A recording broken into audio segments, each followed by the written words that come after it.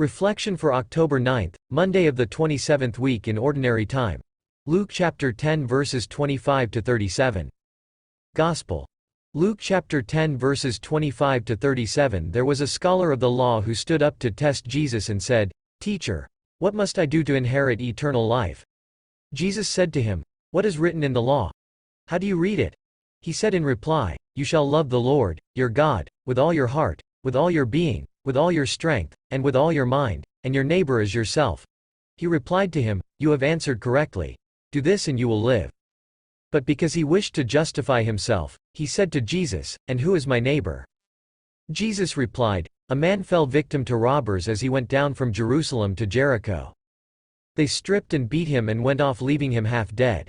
A priest happened to be going down that road, but when he saw him, he passed by on the opposite side. Likewise a Levite came to the place, and when he saw him, he passed by on the opposite side. But a Samaritan traveler who came upon him was moved with compassion at the sight. He approached the victim, poured oil and wine over his wounds and bandaged them. Then he lifted him up on his own animal, took him to an inn, and cared for him. The next day he took out 2 silver coins and gave them to the innkeeper with the instruction, 'Take care of him. If you spend more than what I have given you, I shall repay you on my way back.' Which of these 3, in your opinion, was neighbor to the robber's victim?" He answered, "The one who treated him with mercy." Jesus said to him, "Go and do likewise." Reflection. A man said to his beloved, "I love you until the end of my life." However, when the man saw another woman who winked at him, he left his supposed beloved whom he promised to love until the end to be with the another woman who winked at him. How do you love? Do you love like this man or you love like God? In the Gospel, a man fell victim to robbers and they left the dying man on the road to die. The priest and the Levite passed by but did not help the dying man. Either one of them were expected to help the dying man because both were serving in the temple of God, but they did not.